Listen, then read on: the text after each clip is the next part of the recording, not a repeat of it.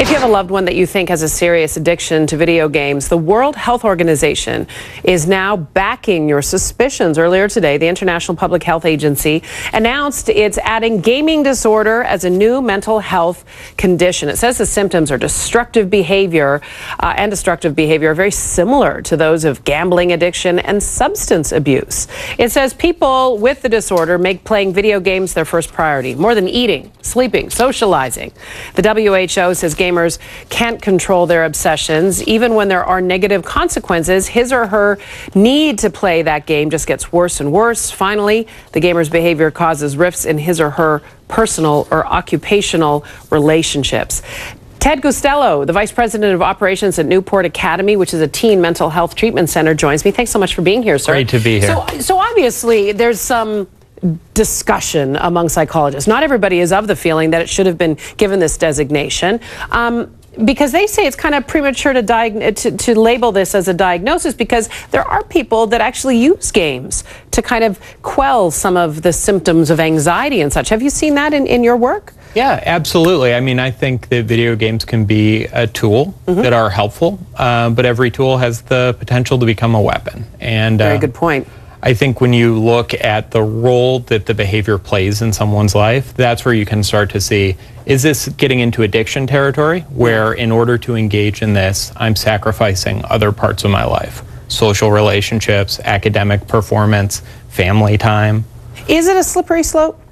Or not for everybody? For some people and some personality types it is? You know, I was reflecting on this. I do think that there are tendencies, but I think really it's the underlying discomfort, and that certain persons, when they're exposed to video games, they're going to take to it because they're using it for self-soothing. Yes. So if that precondition of the underlying trauma, discontent, chemical imbalance, whatever is in play, that's where you're going to start to see progressive behaviors around it. You know, the WHO actually made the point that, you know, there are thousands and thousands of gamers who are not going to have this issue. Yeah. But for some, it will almost become debilitating, especially if it gets to the point that we hear that they're foregoing even food and sleep. What in your experience can parents do, or caregivers do, if they think someone is in the throes of such an addiction?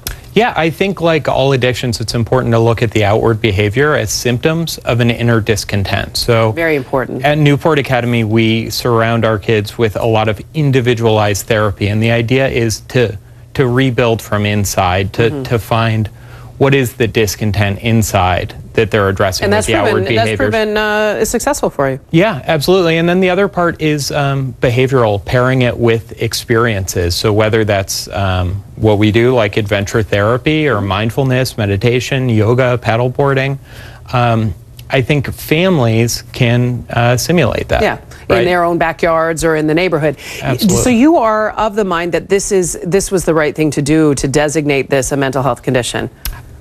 Truly, yes. I think that 40, 50 years ago, we were just as surprised by chemical dependency or gambling addiction. Sure. We sort of viewed them as voluntary behaviors. I think what we know about the brain now makes us very logical. And frankly, I'm happy for anything that brings healing and help to people who are struggling. This will shine a light on it, and it'll also give doctors the ability to get these people help and perhaps even send them to facilities like yours. Thank you so much for being here again. Nice to see you again. Ted Gustello from Newport Academy joining me today.